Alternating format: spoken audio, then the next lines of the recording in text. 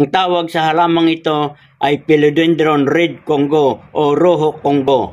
Malalaki ang dahon at makikintab. Reddish green naman ang dahon. At ito ay isang indoor plant. Ang halamang Philodendron Red Congo ay isang natural stress reliever, nakakapagpakalma ng isipan at isa rin itong air purifying plant na nagtatanggal ng toxin sa kapaligiran. Ang halamang Philodendron Red Congo, mga kabayan, ay low maintenance plant, madaling lumago at madaling alagaan. Ayaw nito ng direkta sa araw. Ang kailangan ay may liwanag pero hindi nakalantad sa sikat ng araw.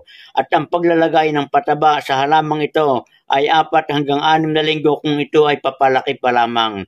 At gumamit ng draining potting soil, diligan ng katamtaman lamang dahil ang Red Congo Philodendron ay ayaw ng sobrang tubig. At ito mga kabayan, ay nung itananim ko ay isa pa lang na maliliit. Pero ngayon ay 3 na siya, malalaki na at magaganda dahil ito ay aking nililipat, na-transplant yung mga maliliit na suloy sa kanyang puno.